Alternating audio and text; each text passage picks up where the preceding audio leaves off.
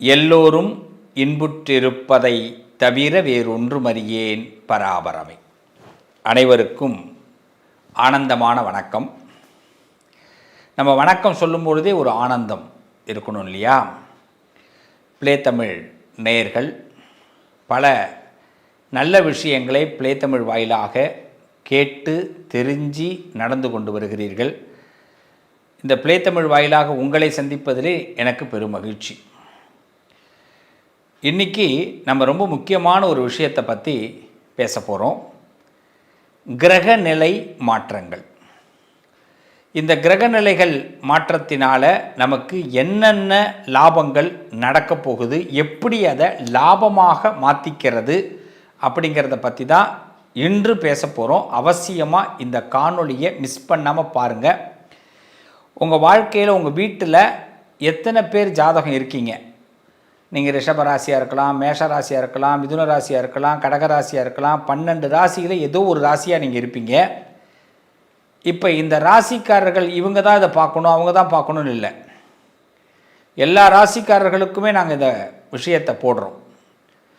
ஒளிப்பதிவாக நாங்கள் உங்கள் பதிவேற்றி உங்களுக்கு கொடுக்குறோம்.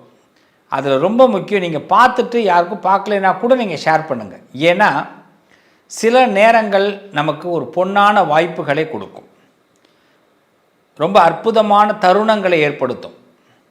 அதில் அப்படி ஒரு தருணம் தான் இந்த காலகட்டம். இந்த காலகட்டம் நம்ம வாழ்க்கையில் எதிர்பாராத திருப்பங்களை எளிதாக கொடுக்கக்கூடிய நேரம். ரொம்ப கனவு கண்டு இருப்போம் இல்லையா? நிறைய விஷயங்களை ரொம்ப கனவாக வச்சுருந்தாங்க, நடக்கவே இல்லை. ரொம்ப எதிர்பார்த்துருந்தேன், கை கொடுக்கவே இல்லை. இப்படி பல புலம்பல்கள் கூட நம்ம மனசில் இருக்கும். அதுக்கெல்லாம் இப்போ ஒரு தீர்வு, முத்தாய்ப்பாக ஒரு தீர்வு ஏற்படக்கூடிய நேரம். தீர்வுனா என்னென்னா, நாம் நினைக்கிறது நடக்கும், அதான் தீர்வு.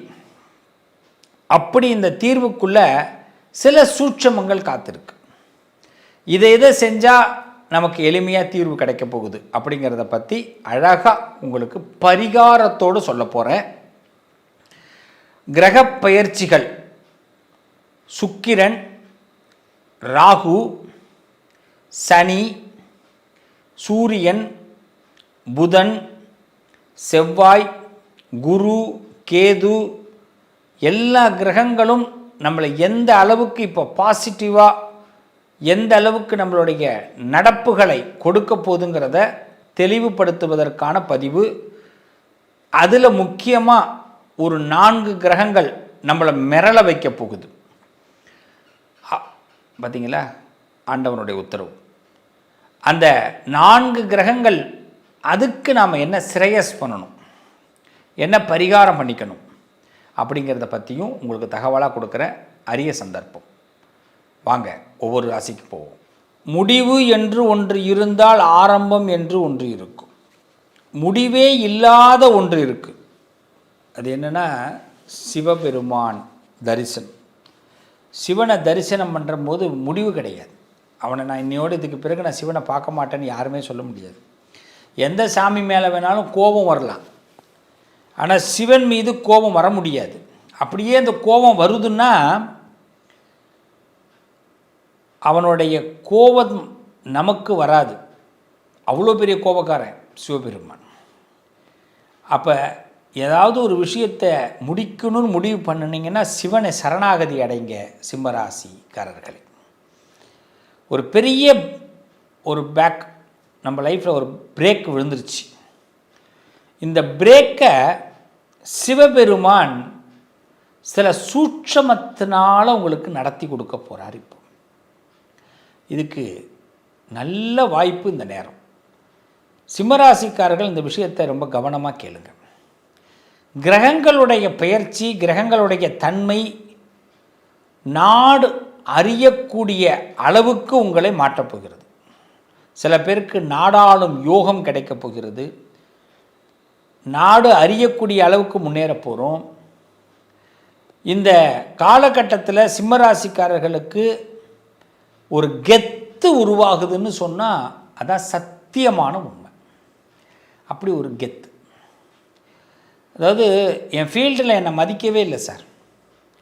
என்னுடைய ஒர்க்கில் வந்து எனக்கு வந்து டெடிகேஷன் எனக்கு நிறைய இருக்குது, நான் நிறைய டெடிகேஷன் பண்ணுறேன், நிறைய நல்லா இருக்கேன், ஆனால் எனக்கு யாரும் ரெகக்னைசேஷனே பண்ண மாட்டாங்க சார். இப்படியெல்லாம் யோசித்த சிம்மத்திற்கு இது ஒரு நல்ல நேரம்.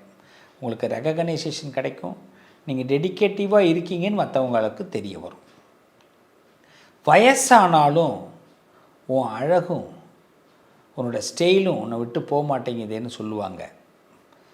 ஒரு படத்தில், படையப்பாங்கிற படத்தில் நீலாம்பரி ரஜினிகாந்தை பார்த்து, அப்படி தானே, நீலாம்பரின்னு யாருன்னு கேட்பீங்கல்ல, ரம்யா கிருஷ்ணன்.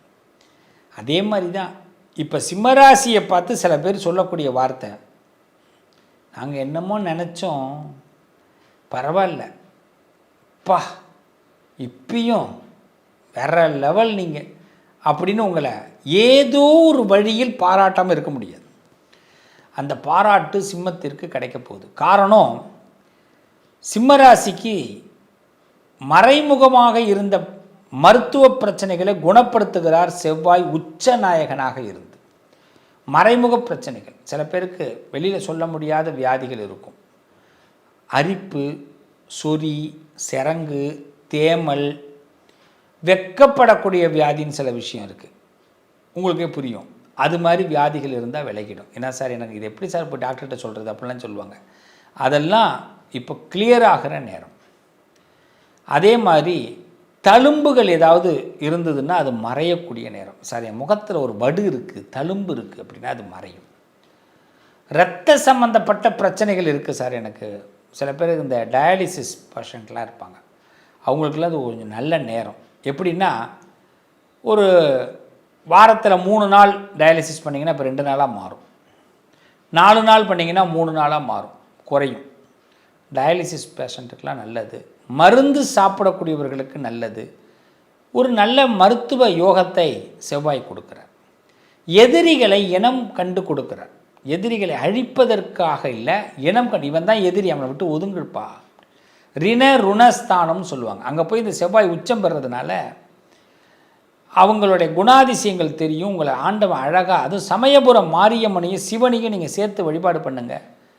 மேக்சிமம் உங்களை காப்பாற்றி ஒருத்தவங்களை கண்டுபிடிச்சி அவங்கள்ட்டேருந்து உங்களை விலக்கி சிவபெருமான் கொடுப்பார். அதே மாதிரி 7வது வீட்டில் இந்த புதன், சுக்கிரன், ராகு இவங்கெல்லாம் ட்ராவல் பண்ணுறாங்க. அதில் சூரியனும் போய் சேர்றாரு. இந்த அதாவது பார்த்திங்கன்னா இப்போ மகரத்தில் இருக்கார், அடுத்தது சூரியன் போய் 7ல் போய் சேர போகிறார் பங்குனி மாதத்தில், மாசி மாதத்தில். அப்போ என்னாகும், இந்த மாசி மாதத்தில் போய் அவர் சேரும்பொழுது இன்னும் ஒரு கீர்த்தி ஏற்படும்.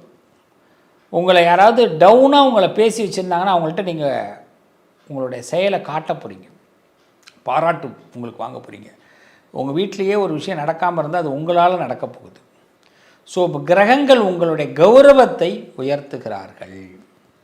குரு பகவான் 11ல் இப்போ தான் வேலை செய்கிறாரு, அதனால் லாபத்தை கொடுக்குறாரு, பதவி யோகத்தை கொடுக்குறாரு, பண லாபத்தை கொடுக்க போகிறாரு, நல்ல நண்பர்களை கொடுக்க போகிறாரு.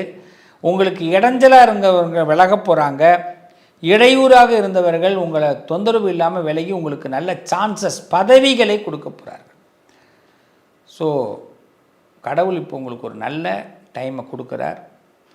அதில் ரொம்ப சூட்சமமாக நீங்கள் சக்ஸஸ் பண்ணுறதுக்கு சனி பெரிய அளவில் ஹெல்ப் பண்ணுவார். ஏன்னா குருவுடைய பிளேஸில் சனி உட்காந்து, சனி எப்பயுமே என்ன பண்ணுவார்னா, அவருக்கு 6வது இடம் அவருடைய பார்வை பெற்ற இடம், அவருக்கு பார்வை 6ல் உண்டு.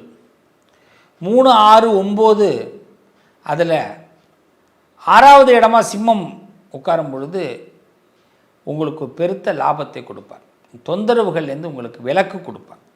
பிரச்சனைகளை நீங்கள் விலகி வரப்போகிறீங்க, நல்லா இருக்க போகிறீங்க. இதுக்கு சூட்சமமாக நீங்கள் என்ன செய்யணும்னா, ருத்ராட்சம்னு சொல்லுவாங்க. 6 முக ருத்ராட்சம், 5 முக ருத்ராட்சம். அதில் 5 முக ருத்ராட்சம் நீங்கள் எடுத்துக்கிறது ரொம்ப விசேஷம்.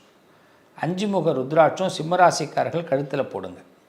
சின்னதாக ருத்ராட்ச மாலை ஒன்று கையில் போட்டுக்குங்க. இப்போ நாங்கள் போட்டிருக்கோம் பார்த்தீங்களா, அது மாதிரி சின்னதாக கையில்.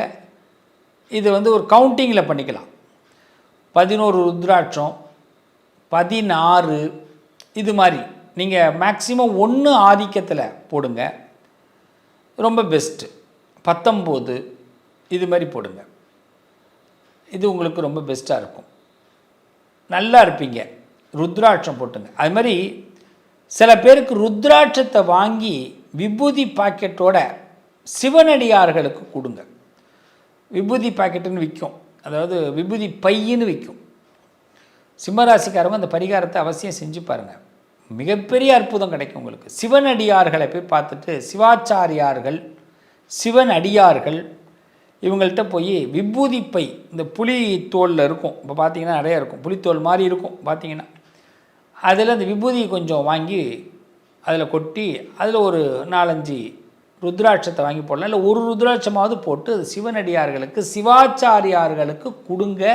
சிம்மராசிக்காரர்கள் சிவபெருமான் எத்தகைய நன்மைகளை செய்கிறார் மட்டும் பாருங்கள். நல்ல நன்மைகள் கிடைக்கும். தடைப்பட்ட விஷயங்கள்லாம் விலகும், அங்கீகாரம் கிடைக்கும், லாபம் பெருகும். இந்த நேரத்தை மிஸ் பண்ணாதீங்க. அற்புதமான நேரம். சாட்சியாக சிவபெருமான் இருப்பார். நல்லது நடக்கும்.